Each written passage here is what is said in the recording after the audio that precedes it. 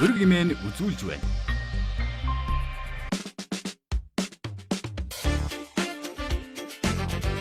Үзэгч та бүхнийхээ орон амгалан айлтгахыг өрөг нэвтрүүлгийн шинэ дугаар эхлэж байна. Бид энэ удаа Улсын хурлын гишүүн Уянгатай ярилцахаар студид тавиад байна. Бидэнд цаг гаргасан баярлалаа. Сайхан аварчиж байна. Баярлалаа. Сайхан аварчиж байна. Та сайхан аварчиж байна. За, та нэлээд говийн аймагуудаар яваад байна. Говийн аймагуудыг дараагийн тойрог гэж тооглоод байна уу? Сая Улсын хурлын 24 оны сонгуулийн үеэр тэнд горилогч гэдээ явж илаа. Тэгээ тэрнтэй холбоотойгоор бас их хурлын сонгуулийн үеэр говийн бүсийн менежер бас ажилласан байгаа юм. Тэгээ тэрнтэй холбоотойгоор үргэлжлээд яваад байгаа. Би өөрөө бас ээж талаасаа өмнө говийн аймгийн цогцтой сүмэн гаралтай. Тэгээ манай гэрч бас тэнд байдаг учраас тэгэл байгаа. Таны нөхөр Energy Resource компани үйл ажиллагаа эрхэлсэн захирал хийдэг үү? Хийдэг. Energy Resource компаниг хамгаалж стратегийн орд гэдэг нэр томьёо байх ёсгүй гэж дуурайд байна уу? Тэгээ тэрийг бол ойлгож байна. Стратегийн ордуудын 34-өөс 51% төр давах ёстой гэдэг заалтыг эсэргүүцээд байгаа. Төр авах нь яагаад буруу гэж? Энэ нэрсэлтэй салбар руу хөрөнгө оруулж орж ирж байгаа хөрөнгө оруулагчдад энэ бол халгаатай байна. Тэгэхээр ухаан удаг төслийн 34-өөс 51% төр эзэмших нь тэгээ зөв үү? Дээрэн болох уу? 2006 оны хууль арай өөр батлагдсан болвол л гэж бодхоос өөр аргагүй. Одоо энэ томоохон төслүүд дээр хөрөнгө оруулагч нар яаж орж ирдэг? Татвар төлөвчдийн мөнгөөр хайгуул хийж болохгүй. Хайгуулын лицензээ нээлттэйгээр олгох л ёстой гэсэн үг үү? Тий, жижиг л орд бий болно. Та ерөнхий сайдын Харвардын багийн гишүүдийн нэг болохоор Монгол Ардын намын жагсаалтын дээгүүр жагсаж улсын хурлын гишүүн болсон уу? Харвардын баг одоо тэг үнэн л юм чинь тий.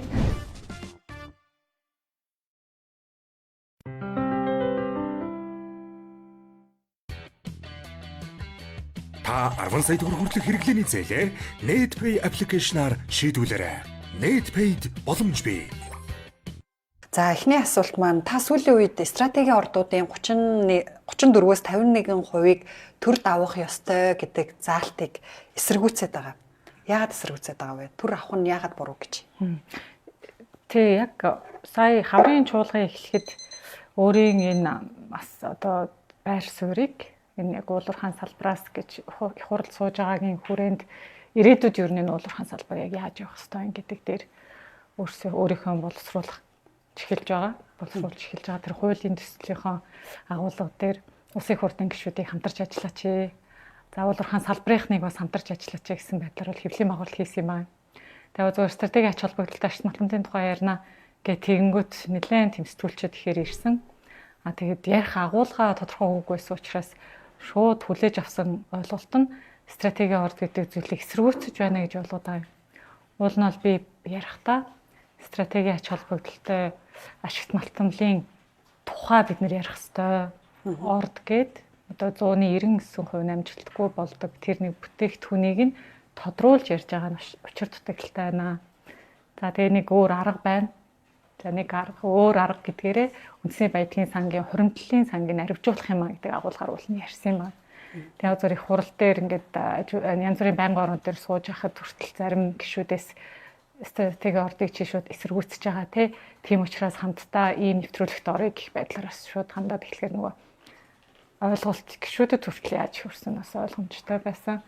Тэгэхээр энэ талаар өөрийн одоо ажиллаж байгаа хуулийн төслийн тандан судалгааг тайлбарлах чиглэлээр бүх уулуурхаан компаниудаас авж байгаа саналуудаа хүртэл нэлээд сайн ярих хэрэгтэй юм лээ. Гэтэ яг таны одоо үзэж байгаагаар бол яг ингээ 34-өөс 51%-ийг төр эзэмшнэ гэхээр хөрөнгө оруулагчдыг үргэх юм биш үү? Энэ салбарт бас хөрөнгө оруулагчид чухал үстэй гэж ярьж байгаа шиг л байсан. Уул нэг тэгжэл ярьсан байна. Одоо үндэсний байдлын сангийн тухай хуулийн хуримтлалын сан ч одоо орон сууцнд эрүүл мэндэд боловсролт чиглэж байгаа.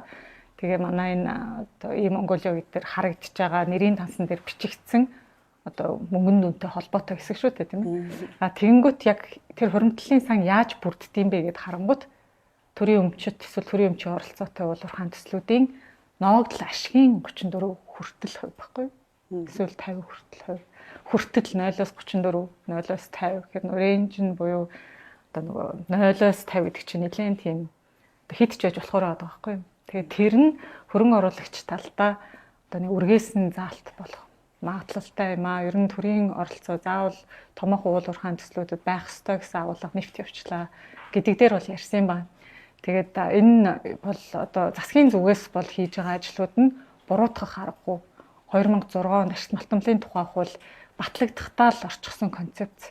Тэгээд тухайн үед батлуулж ирсэн бас салбарынхнаас юу болоод ингээд яг орд гэдэг үгээ аваад явцсан юм бэ гэдэг асуухаар тухайн үед болохоор одоо бүх ашигт малтамлын төслүүдийг одоо нэг арай өөр чиглэлээр явуулах нэг тийм яриа өрнөжсэн юм аа гэд нэг тийм хариултууд бол явдаг юм аа. Тэгэхээр одоо стратегийн ордыг ерөнхийдөө дотоодын нийт бүтээгдэхүүний 5%-аас дээш одоо дүнтэй бол стратегийн ордод хамааруулна гэдэг нэг юм тодорхойлолт гаргацсан байгаа ш. Тэгэхээр манай Монгол улсад байгаа энэ ордууд маш олон орд стратегийн ордод хамаарах болчихно. Тэгэхээр хөрөнгө оруулагчид орж ирэхгүй л гэж үзэж байна. Стратегийн ордыг үндсэн тодорхойлолт тэр 2006 оны ашигт малтамлын тухай хуулийн шинжилсэн найруулгад орохдоо 3 зүйлийн аль нэгийг хангаж болно гэж байгаа. Эдийн засгийн хувьд ач холбогдолтой. Үндэсний аюулгүй байдалд чухал нөлөөтэй. Бас ямар нэгэн өнцөг гаргаад чухал нөлөөнд хамруулж болно. Эсвэл дотоодын нийт бүтээгдэхүүний 50%-аас 5%-аас дээш байх тохиолдол гэж байгаа байхгүй. Тэгээ одоо энэ яг 24 оныхон дотоодын нийт бүтээгдэхүүнийхаа нийт үнийн дүнг одоо байгаа ордуудынхаа нөлөөллийг нь үзэнгүүт Эрдэнэс 5 толгой, Эрдэнэт оюу толгой гурвал байгаа энэ дотоодын нийт бүтээгдэхүүнийхаа 5%-аас дээш гарч байгаа нь. Тэгэхээр яг зөвхөн томоохон дараагийн Эрдэнэтийг бид нар бий болгоё тий. Дараагийн төслүүдийг бий болгоё гэх юм бол хөрөнгө оруулалт хэрэгтэй. За тэгээ хөрөнгө оруулагч нь орж ирэнгүүт танаа хууль эрх зүйн орчин одоо тийм одоо үл мэдэгдэх зүйл ихтэй байна. Яг 34 юм уу, 30 юм уу, 25 юм уу хүртэлгч гэсэн учраас тэгээс юм төрийн эзэмшлийн хувь заавал байна гэж томроод хэлэх юм бол ингэж орж ирэх нэ. Тэгтэл яг хайгуулын салбар гэдэг бол одоо хайгуул хийгээд орд болох магадлал чинь одоо 1% байгаа. 100 хайгуулын тусгай зөвшөөрлөөс нэг нь л ашиглалтын тусгай зөвшөөрөл Монгол улсад болсон байна. Тэгэхээр яг энэ нэрсэлтэй салбар руу хөрөнгө оруулж орж ирж байгаа хөрөнгө оруулагчдад энэ бол халгаатай байна гэдэг үднээс нөгөө салбарын асуудлуудыг мэдж байгаа хүрээндээ ийм хуулийн төсөл дээр л ажиллаж эхэлж байгаа юм ба. Одоо тандан судалгаа нь гарчихсан байна. Тэгээд одоо танилцуулаад явах хэрэгтэй байна да. Миний нөгөө нүүрсийг аваад өгөөч. Энэ өвлжөнгөөл би энэ нүрсийг шахмал түлш шиг барьж явсан. Энэ шахмал түлшний гол найрлага нь Energy Resource компани Midlinger хийдэг. Та мэдэх бах. Таны нөхөр Energy Resource компани үйл ажиллагаа эрхэлсэн захирал хийдэг гэж сонссон хийдгүү. Хийдэг. Energy Resource компани ухаан удгийн төслийн ухаан удгийн ордын 34-өөс 51%-ийг төр эзэмших ёстой гэдэг ийм маргаан гараад байгаа. Energy Resource компаниг хамгаалж стратегийн орд гэдэг нэр томьёо байх ёсгүй гэж дуграад байна уу гэсэн хардлага төрөөд байна л да. Тэгэж хардлага төр тэрийг бол ойлгож байна. За нэгдүгээрт бол манай хүн бол ухаан удаг тэр төсөл төр Energy Resource гэх компанид бол одоо цалин авч ажилладаг инженер техникийн ажилтан хүн байгаа. Одоо хувьцаа эзэмшигч биш тий. Өөр хэрвээ компани одоо өндөр цалин амласан тохиолдолд тэнд очиж ажиллах ийм мэргэжилтэй хүн. Тэгээ маш тийм өндөр чадвартай учраас тухайн тэр төсөл ямар нэгэн алдагдaltaгүй инженер техникийн ажилчдынхаа бүрэн хүчин чадлыг одоо авч ажилладаг хариуцлагатай байх дээр нь анхаарч байдаг ийм инженер хүн байгаа. Тэгээ Energy Resource компани тэр ухаан удаг төсөл Өмнөгов аймгийн цогццын суманд бол хэрэгждэг. Яг тэр суманд одоо байнга амьдраад тэнд ингээд ажилладаг, амьдардаг хүмүүсийн хувьд бол их хариуцлагатай компанид тооцогддог. 2024 онд би буруу санааг бол засаг даргын тамгын газраас нь хариуцлагатай компани гэдгээр шалгаруулж исэн ийм төвхтэй. Тэгээд сая одоо хоёулагийн дунд байгаа энэ шахмал түвшний гол түүхийд нь бол яг тэр одоо Energy Resource-аас гарч ирж байгаа одоо мэдлэн буюу угаасан одоо эрчим хүчний нүүрс юм л та. Тэгээ угаага тодорхой түвшинд авчираад тэгээд энэ шахмал түвшийг бол хийж эхэлсэн. Тэрэнд одоо нүүрсөө өгч эхэлсэн ийм л газар. Тэгэхээр та ухаан удгийн төслийг өмөрч стратеги орд дээр одоо заавал төр эзэмших шаардлагагүй гэсэн. Одоо богино хариулт нь бол үгүй юм аа. Тэ? Одоо шууд л яри. Одоо ажил хийж байгаа ажил маань тэгээ өнгөрсөн хугацаанд юу хийж байна гэдэг маань одоо хин нэгнийг захиалгаар ч юм уу те тэгж ажиллах ямар ч шаардлагагүй төвшөнд бол намайг бэлтгэсэн гэж боддог. Тэгээд энэ улсын хуралд 126 гишүүдээс 81 шинэ гишүүд байна. Тэгээ яг ингээ хараад үзэх юм бол жагсаалтаар орж ирсэн олон гишүүд бол нэлээ одоо сургууль соёлоор явсан өөрийн гэсэн үзэл бодолтой хэний ч тийм одоо үзэл бодолд одоо дагалдаад л ингээд явдаг тийм төрлийн хүмүүс бол биш. Тэгэхээр одоо ингэж хардах зүйл бол байна гэдэг бол намайг зүгээр сууж исэн ч тэгж хардахаар юм лээ. Тэгээ би ямар тач дуулуурхаан салбараас гарч ирсэн хүн, Монгол Ардын намын жагсаалтанд орохдоо ч салбарын төлөөлөл гэж явсан. За тэгээ манай яг одоо уулуурхаан эрд соёлын салбарын мэргэжилтнүүд 3000 хавцаал яг салбартаа ажиллаж байна. Тэгэл миний ээж салбарын хүн. Тэгэхээр иймэрхүү хардталтууд бол байх нь зүй ёсны хэрэг байх. Гэхдээ яг одоо уг нөхцөл байдал ямар байна вэ? Орчин үе ямар болсон бэ гэдгээ сайн бодцоод одоо хартах нь зүйтэй баха. За иймэрхүү юм байдал одоо жишээ нь би салбарын хүн учраас над дээр үсэх өндөр магадaltaй учраас гээд байж болох бүхэл төрлийн бас байгууллага 54 төрлийн бас байгууллагаас санал авч байна. За ашиг малтамлын тусгай зөвшөөрөл 10-аас дээш одоо тоог эзэмшдэг Монгол улсад бүртгэлтэй тийм аж ахуй нэгжүүдээс санал авч энэ хуулийн төслийг та хэд юу гэж бодож байна? Монголд болоод гадаадын хөрөнгийн биржид бүртгэлтэй компаниудаас санал авсаар байгаа л одоо сүүлийн сар хагас өнгөрүүл. Тэгээ салбарынхаа миний л мэдэх хамгийн сайн хуульчийг бас ажилуулж байна. Тэг ямар тач нэг цаашдаа ирээдүгөө харах цаг бол болцсон гэж бодож байна. За ухаан удаагийн төсөл 5-7 төслийн хувьд болохоор аль 2007 онд л тэр улсын их хурлын 27 дугаар тогтоолоор стратегийн ашиг малтамл ач холбогдол бүхэн ашиг малтамлын орд гэж жагсаалтад орчихсон шүү дээ. Тийм тэгээ тэр хэрэгжилт нь хийгдээгүй байгаа асуудлыг өнөөдөр засгийн газар ярьж байгаа болохоос биш авах уу яах уу гэсэн юм бол юусоо яриаггүй гэж бодож байна. Ухаан удаг бол жишээ нь шүү дээ тийм ээ стратегийн ордуудын. Тэгэхээр ухаан удаг төслийн 34-өөс 51% төр эзэмших нь тэгээд зөв эсвэл дээрэн болох уу? Одоо зөндөө л олон янзаар л тэр одоо манай бэт томилогдчихсон хилцээр эдгээр нь олон компаниуд дээр хийж ах шиг байна л да. 2006 онд ашигт малтамлын тухай хуулийн 5 дугаар зүйлийн 5-4, 5-5 гэсэн залтуудаар энэ 34 хүртэлх, 50 хүртэлх гэдэг агуулга бол төр эзэмшин гэдэг нь бол орсон юм байна. Тэр яг энэ хуулийн хэрэгжилтийг л хангаж ажиллаж байгаа. Тэгээ одоо энэ бол засгийн газрын үндсэн үүрэг.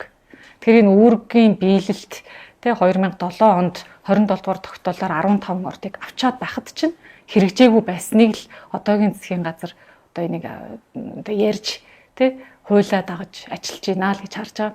А гэхдээ энэ нь яг энэ 2006 оны ашигт малтамлын тухай хуулийн залт цаашдаа үргэлжлээд явах нь Монгол улсад ашигтай юу үгүй юу гэдэг нь өөр асуудал. За миний одоо салбарын хүний хувьд ашиггүй гэж үзэж байгаа. Тийм учраас дараагийн одоо энэ хоёр өнгөрсөн одоо жишээ нь одоо өвчнөр хууль гарлаач ухарч үйлчлэхгүй шүү дээ, тэ. Ирээдүгөө харж үйлчлэнэ. Тэгэхээр тэрэн дээр ажиллаж байгаа гэдгийг бол одоо танаа нэвтрүүлэлт орж байгаа их хэлмээр нь олон ч хүн үзэх байх гэж найдаж байна.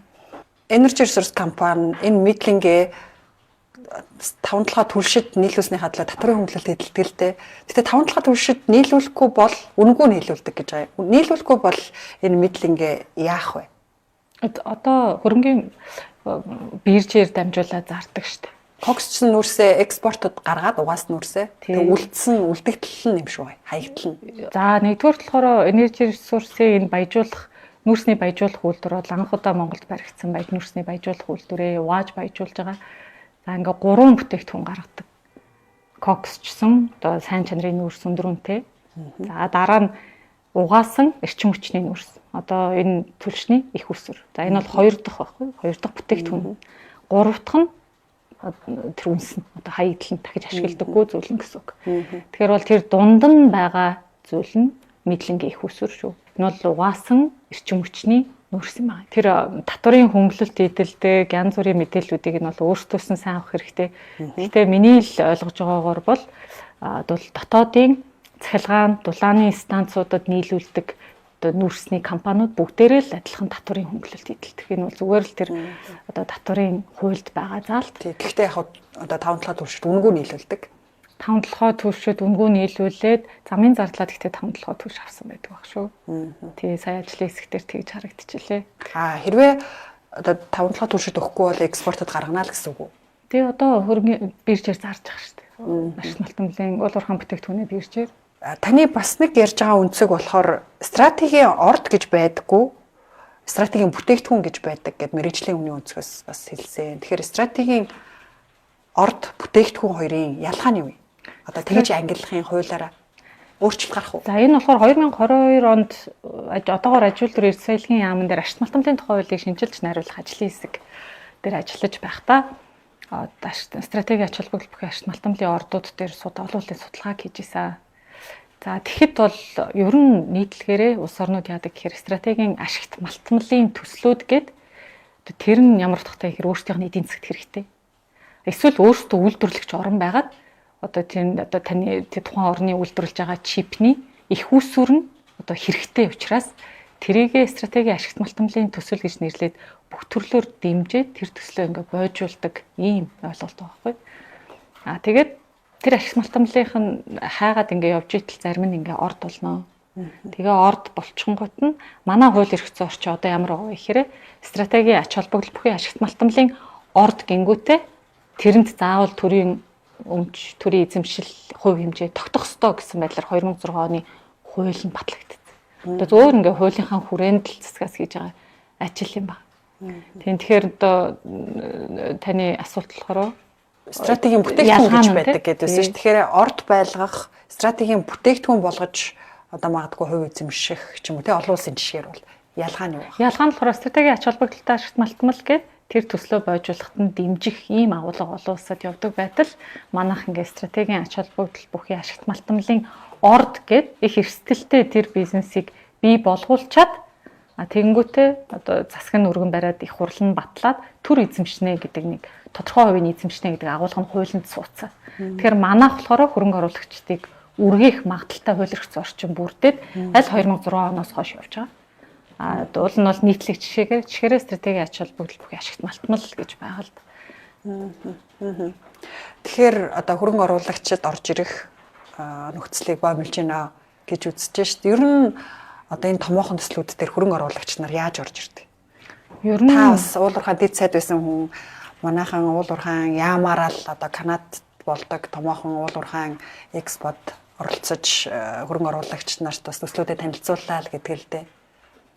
Тэгээ ер нь уулуурхаан салбарт нэг country marketing гэдэг одоо англи үгээр ярьж байгаа дуучлаараа улс орноо ингээ байнга сурталчилж байх нөх хөрөнгө оруулагчдыг татхад хөрөнгө оруулагч байлаа гэж бодоход Монгол гэдэг нэр шууд автоматар бодогдтол нь улсаа сурталчлах хэвээр нэг тийм үйл ажиллагаа явуулах хэвээр байдаг. Тэгээ яг ашигт малтмал газрын засны газраас бол янз бүрийн олон улсын хурлуудад өөрсдийнхөө хайгуулын төслүүдийг ингээ танилцуулаад явдаг үйл ажиллагаанууд хийгддэг байжээ. За 2021 одоо ковидын дараахан тэрийг бол нэлээд сэргээгээд тэгээ Канадын том PDAC гэдэг уулуурхаан салбарын том хөрөнгө оруулалтын хурал дээр очиж салбарынхаа төслүүдийг танилцуулах ажлыг бол эхлүүлсэн байгаа. Тэгээ амжилттай бол явж байна. За Австралид бас одоо Зүүн Азийн орнууд бол их очдог хурал нь бас болдог. За Африкт бас болдог. Тэгээ ер нь бол тэнд юу болдгоо гэхээр бүхэл том улсууд өөрсдийнхөө хайгуулын төслүүдийг очиод танилцуулаад манайх юм сонирхолтой байна, ирж ажиллаач гэдэг. Яагаад гэвэл ер нь бол улсын төсвөр хайгуул хийн гэдэг бол хэрсдэлтэй. 100 хайгуулын тусгай зөвшөөрлийг нэг нь ашиглалт руу шилжиж байхад бид нар татвар төлөгчдийн мөнгөөр хайгуул хийж болохгүй. Тэгэхээр хөрөнгө оруулалт дээр л тулна гэсэн үг. Тэгвэл хайгуулын лицензээ нээлттэйгээр олгох хол ёстой гэсэн үг. Тийм. Тэгжээж л орд бий болно. Хайгуулын лиценз дээр хэр хөрөнгө оруулагчид сонирхдгийг дараа нь тохироогоо одоо ингээл 34 51 гэж ярьж штэ энэ тохироогоо яаж эзэмших хэвтэй одоо байгалийн баялаг бол ард түмний нийт өмжих гэдэг байгаа штэ. Магадгүй бид нар нэг тийм ашиг малтмалын тухай хуулиа нэлээд ойлгомжтой болгочих хэрэгтэй юм шиг байна. За манай Монгол улс үндэсний баялагын сантай. Үндэсний баялагын сан гэдэг концепт маш олон оронд байдаг. За ер нь бол ингээл ирээдүйдээ тухайн улс орны эдийн засаг сайнгүй байх үед энэ баялагын сангаараа орлуулдаг ч юм уу те. Эсвэл одоо иргэдтэй одоо манайхан шиг одоо эрүүл мэнд боловсруул орон сууцнд нь зарцуулна гэсэн концепттэй ч баялагын сангууд бол байгаа. Тэгэхээр манайх ийм баялагын сантай юм аа. За Монгол улсад хэрвээ одоо газрын хэвлэлийг хөндөд орд ашиглах гэж байгаа бол та борлуулалтынхаа орлогын яг тэд төвийг хуримтлалын санд өгдөг бай. Ингээ нэг тодорхой байвал ирээдүйд хэрэгтэй. Тэрнээс биш 0-оос 34% хүртэл хувийг нь төр эзэмшин гүйч байж болно. Ямар нэг юмар орлуулчих болно.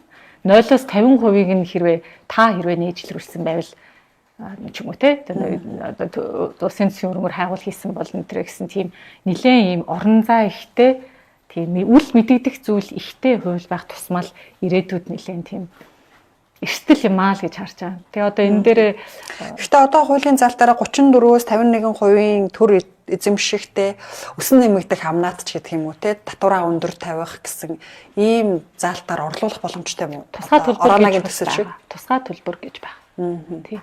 Тусгай төлбөрөөр орлуулж болно гэдэг. Ураны ордыг одоо эдийн засгийн эргэлтэнд оруулах ёстой гэж үздэг хүмүүсийн нэг нь таныг гэж хоргүй гэдгийг батлаад ингээд яг бүр харуулчих болдгоо юм улсаараа нэг талтаа гараад. Цаараа очиж сайд шийдсэн юм шиг нэг тийм сошиалоор нэг асуудал яваад байгаа юм чинь харамсалтай. Одоо тухайн бүс нутагт хоргүй ажиллахыг одоо яамны хариуцлага дээр л найдаж үлдээж байгаа гэсэн үг. Тэр чинь засгийн тухай хуулиараа байгаль орчны асуудлыг хэн хариуцах? Одоо энэ зөвч аваагийн төслөөс л бол монголчууд нийт 5.1 тэрбум долларын ашиг хүртнэ. Үнийн дүнгээс хэд дахин их үнийн дүнтэй оюу толгойн антриколтын маргааныг ер нь яагаад ярихгүй байна вэ? Яг талбай нь одоогийн оюутлогын хөрөнгө оруулалтын гэрээн дээр дурддагдаагүй биш, дурддагдсан юм аа.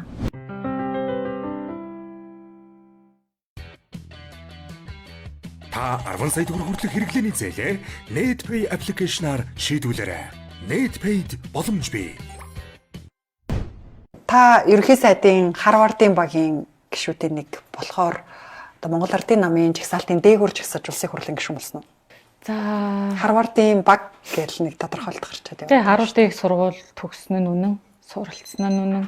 2015 онд нэлээ олон монгол оюутнууд нэг дор суралцж байлаа.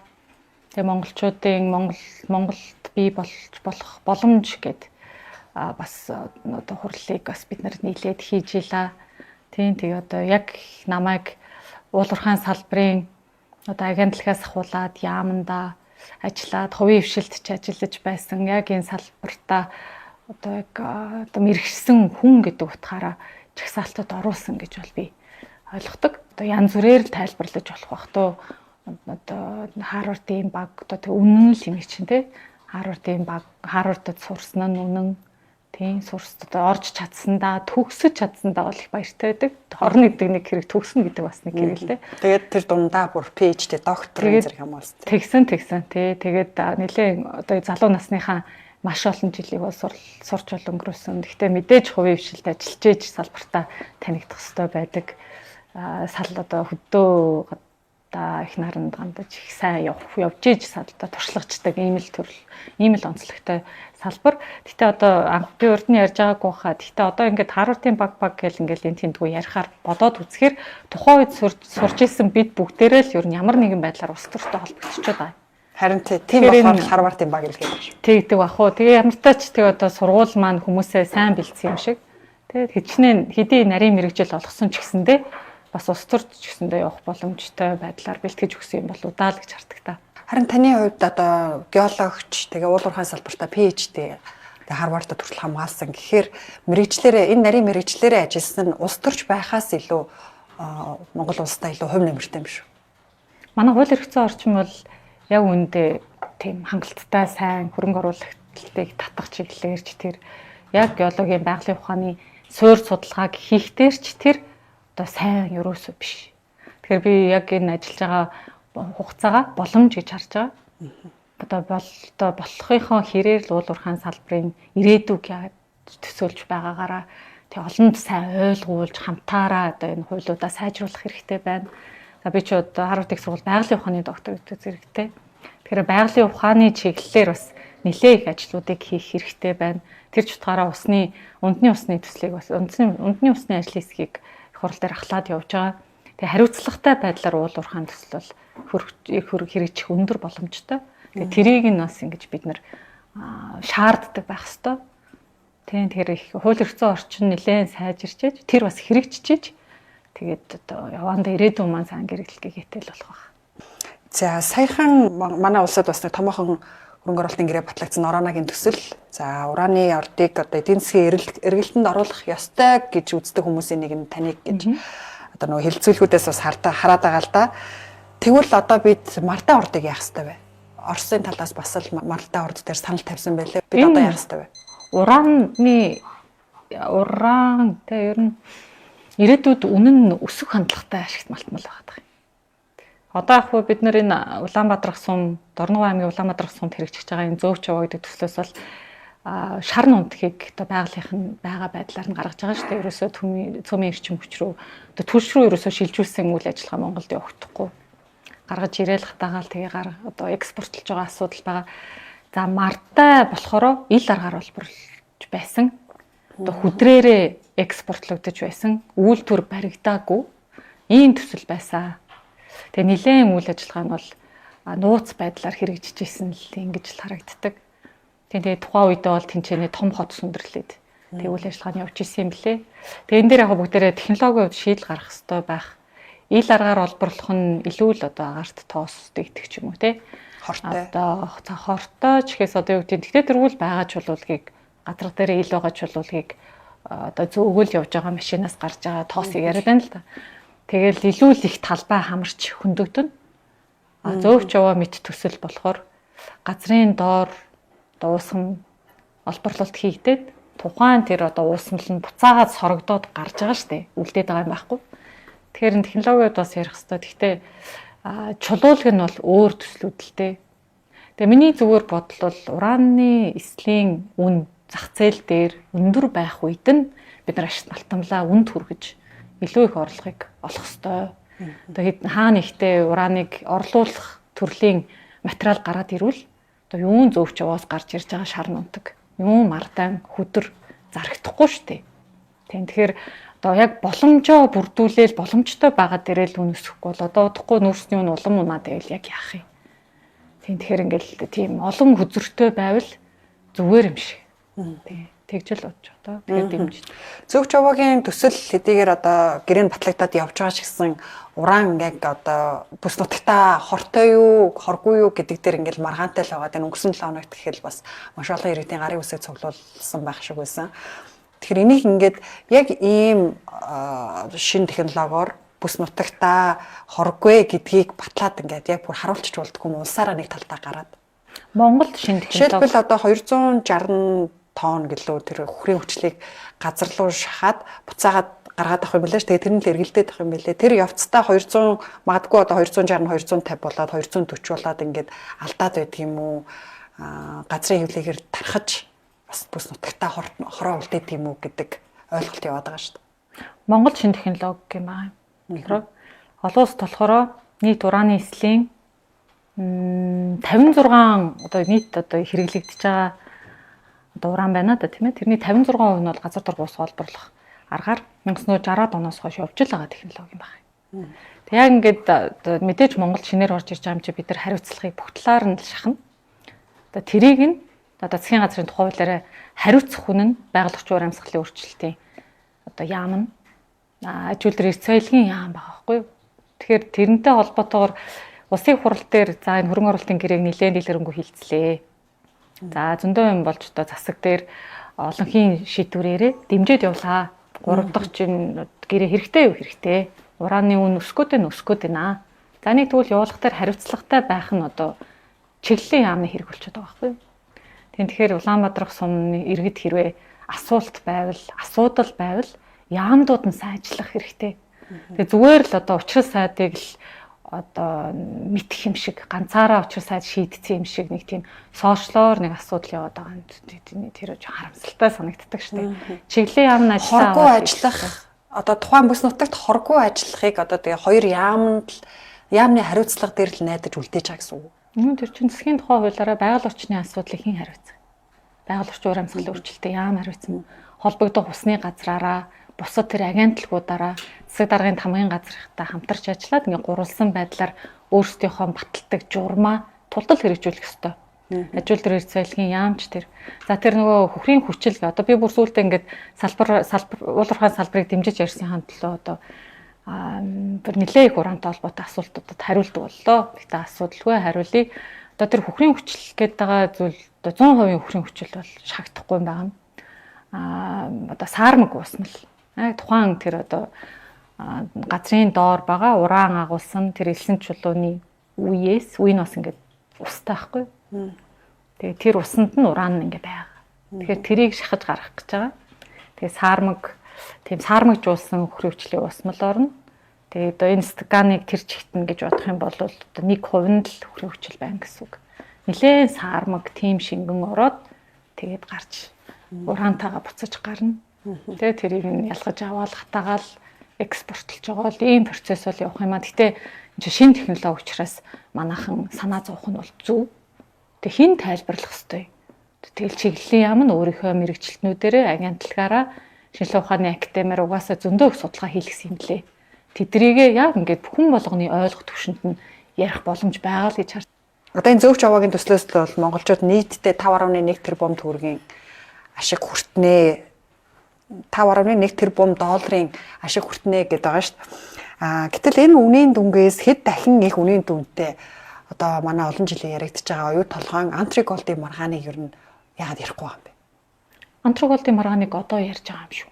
Нилээн их л газар аваад ярьж байгаа даа. Ийм том одоо ажлыг зөвхөн яг бүлэг дээр орж ирэхээр л анхаарах ч юм уу, чуулган дээр орж ирэхээр л анхаарахаар л дутуудаадах шиг байгаа юм л та. Наан нь ярих ёстой юм шүү. Зөв. Оюутлогоо одоо альва стратеги ашигт малтанлын орд дээр нэг хил зааг тогтоох гэдэг ажил нь засаг дээр байдаг. Тэгээ энийг хэн хийж орж ирэх ёстой юм бэхээр ажил дээр эрх цайлгийн яам хийгээд засгаар батлуулаад тэрнийхээ хүрээндээ хөрөнгө оруулалтын гэрээ эднэр бол ингээ байгуулагдаад явдаг. Тэгээ онтрогийн энэ хоёр ашиглалтын тусгай зөвшөөрөл бол яг тал байна. Одоогийн оюутлогын хөрөнгө оруулалтын гэрээн дээр дурддагдаагүй биш, дурддагдсан юм аа. Зохицуулалт нь нарийн тодорхой биш байгаа учраас манахаас одоо яг олборлогдоод эхлэх нэ.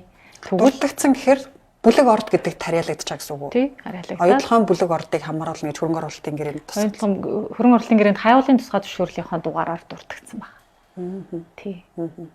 Тэгээд тэр нэг тийм нарийн зохицуултууд л одоо тэр яг хөрөнгө оруулалтынхаа гэрээн дээр дэлгэрэнгүй суулгах, яг тэр онтроколдын талбайд хамаарах тэр олборлолт хийгдээд явхад одоо манайх чинь стратеги ашигт малтмлын хаан 34% хүртэлх хувийг нь төрийн оролцоотой байна. Ногдол ашигийнхан штэ. Ашигийнхан тий.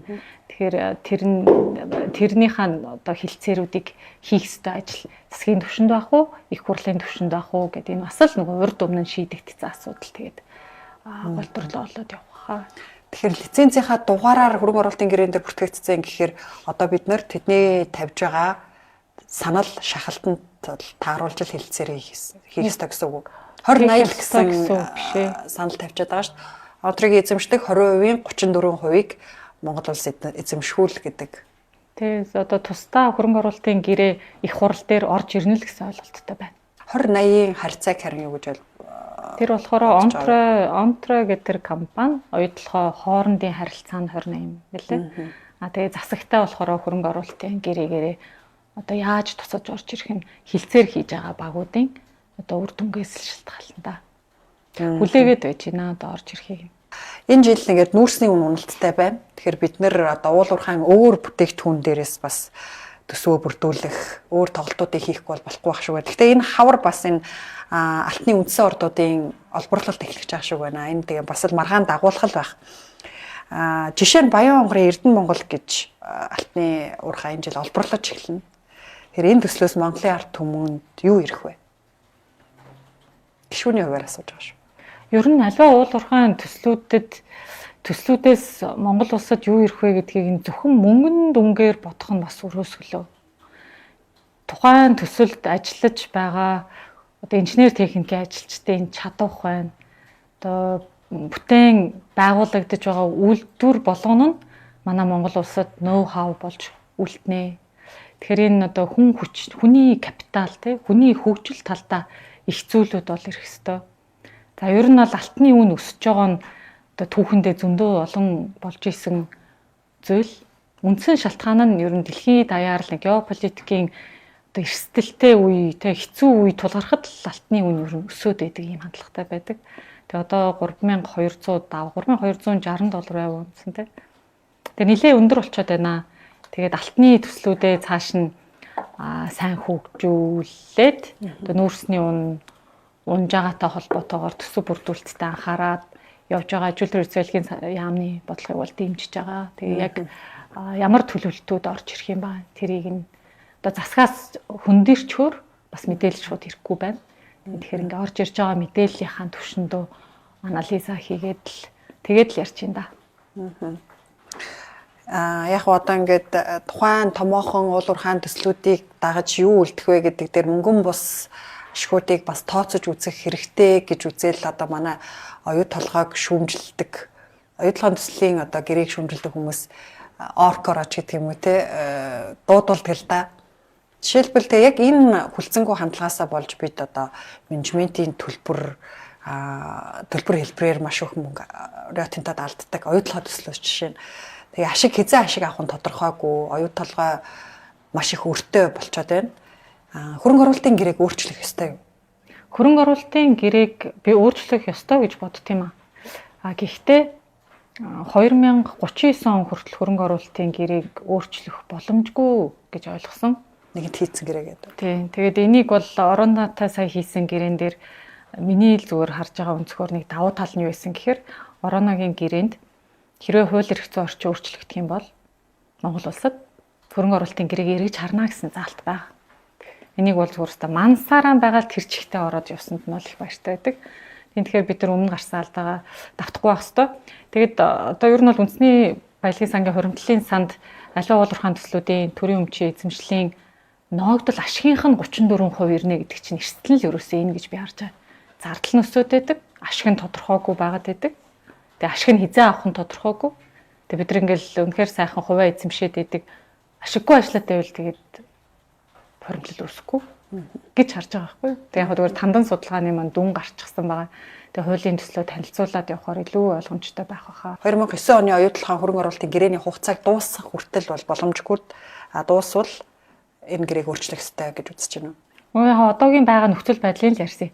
Тэгээ яг онтрогийн хэрвээ 2 тусгай зөвшөөрөл дээр хөрөнгө оруулалтын гэрээ орж ирэх юм бол бас давхар энэ оюутлогын гэрээнд өөрчлөлт орох боломж бүртгэх нь яах нь те? Тэрийг нь бүгдээрээ харъя. За Улсын хурлын гишүүдийн үндсэн цалин 7 сая төгрөг юм шиг байна. Нэмээд сар бүр тогтмол одоо 20 сая төгрөгийн зарцуулалттай. Та үүнийг юунд зарцуулж? Би одоо өмнө руу нэлээ их явлаа. За говийн бүсээр явах болгондоо зарцуулдیں۔ За тэгээд хуулийн судалгаануудаа зарцуулж байна. За стратегийн ашигт малтомлын төслийг дэмжих тухай хууль бол анхдагч төсөл байгаа. Тэгэхээр энэ анхдагч хуулийн төсөл гэдэг бол тандан судалгаа гэж маш том судалгаа явж байна. За тэгээд дагаж гарах 7 бичиг баримт гээд энэ дэр бол баг энэ жилийн маань миний нэлээд том төсөв бол тийшээ орлоо. За рэгдэл гишүүн болон хос ойр гишүүдтэй нийлээд шинжилгээ ухааны технологийн хуулийн дээр бас нэг өөрчлөлт оруулахаар ажиллаж байна. За ер нь бол хуулийн судалгаанууд дээр л орж ин да. Тэгээ одоо усны тухай хуулийн дээр бас өөрчлөлт оруулахаар ажиллаж эхэлж байна. Тэгээд миний зарцуулалт бол иймэрхүү байна. Тэгээ хөдөө орон нутгаар явахдаа зарцуулна. Тэгээ энэ бол нөгөө 20 сая төгрөг гишүүдийн гар дээр ирдэг гэж ойлгоод байдаг нь бол тийм биш. Их хурлын тамгын газраар ингээд зарцуулалт нь хэмжлэхээр дамжаа явдаг учраас тэгээ ямар тач бидрийг ажиллах нөхцлөөр хангаж байна л гэж хүлээж авч байгаа. Хуулийн төсөл боловсруулах, судалгаа хийх энэ ажилд нь 20 сая төгрөг нь хүрэлцдэг. Хувааж ер нь гаргаж байгаа штэ. Одоо эхний хэдэн судалгаа авахд тэдэн хувийн тэгээ дараа нь тэдгээд одоогор хүрэлцээгүй байгаа зүйл бол алга. Гэхдээ миний санаа зовж байгаа зүйл нь нэг 8-9 сарын үед одоо баланс хэд дээр ирэх нь гэж байна да. Тэгээ учир нь олдох байхаа. Таны хүүхдүүд ямар сургууль сурдаг вэ? Сантад сурдаг. Манай хамгийн бага хүүхд бол 54 дэх цэцэрлэгт сурдаг. Хувийн сургууль сурдаг юм байна. Сантад сурдаг тий. Хувийн сургууль шүү дээ тий. Тэгэхээр ээж хүний хувьд бас улс төрчийн хувьд улсын сургуулиудынхаа боловсролын чанарыг яаж ахиулчих юмсан да гэж санаа зовдөг бай. Санаа зовдөг л байлгүй. Манай хүү бас 11 манай том хүү 11 дэх сургууль сурч исэн. Тэгээд улсын сургууль, хувийн сургуулийн ялгааг бол сайн мэдж байгаа. Тэгээд өөрөө нөгөө нэлээд тийм тоо суурьтай явж исэн хүний хувьд одоо тэгээд ерхий яшийн хамгийн өндөр оноотой сургуулиудыг харахад ч тэртэй. Тэгээд баш санд сургуулийн захирлын их мөнхтэй Америкт хамт суралцж байсан хүний хувьд нэг тийм рол одоо модель буюу одоо ирээдүйд их мөнх захирлыг хараад хөгжчихөөсэй гэсэн үднээс санд сургуулийг сонгоод бол хүүхдүүдэд өгсөн. Манай бага хүүхд бол цэцэрлэгтэй байгаа учраас одоо аль сургуульд орох нь бол тодорхой биш байна. За 11-р сургуулийг одоо улсын сургуулийг хувийн сургуультай харьцуулаад харахад бол одоо хүүхдийн тоо маш их байна. За манай одоо хүүгийн ангид гэхэд л 46 байлуу хүүхдтэй байлаа. 40 минутаар хичээлнэ гэвэл тэгээ нэг хүүхдэд 1 минут хүрэхгүй байгаа байхгүй. Тэгэхээр тэр бол эцэг эхтэр нэлээ их тийм одоо давхар ажлыг бий болгочдөг. Эцэг эхчүүд хөвчлэн л өдрөмжүүлэхэд явуулна. Дагаад ингээ өдрөмжүүлэхэд нэлээ хөгжиж чинь мэдээж хүүхд эцэг эхчүүд хүүхдийн боловсролд анхаарч байна. Эсвэл гэртээ маш их цагийг одоо хүүхдтэй одоо хичээл хийлгэхэд нь зарцуулж байна. Эсвэл тэгэл хүүхд таягдах ийм л нөхцөл байдал үүсэж байгаа. Тэгээд энэ хүртээмжийг сайжруулах хэрэгтэй билээ. Тэрэн дээр л одоо ажилландаа харамсалтай нь одоо нэг улсын хурлын гишүүн 2-оос дээш байнгын оронд байж болохгүй. Тэгээ би ажил дөрвөлтийн бодлогын байнгын оронд байгаа, байгаль орчиндөө байгаа. Тэгэхээр одоо боловсролын байнгын оронд ажиллаж чадахгүй л байгаа даа. Гэхдээ боловсролтой холбоотой ямар нэг агуулга орж ирэхэд бол одоо өөрийнхөө одоо чадах чинээгээр л улсын сургуулиудыг дэмжих, одоо сайн багшийг дагаад сайн багш л бий, сайн хүүхдүүд л бий болно гэдэгт бол бат итгэдэг. Тэгэхээр багш нараа тогтоох хэрэгтэй. Өөртөө хэмжээ сайжрах хэрэгтэй л гэж бодож байна. За, ерөнхийдөө миний асуултууд дуусч байна. Та сая Улаанбаатарх суманд очиж үзв үү? Улаанбаатарх сумын иргэдтэй бол Дорнов аймагт бол уулзчихсан. Яг Улаанбаатар сумаа нэлээд дээр өнгөрчихсэн гэдгийг очиж үзсэн гэхүү, тий? Тий, яг одоо сүүлийн үед бол очиагүй байна.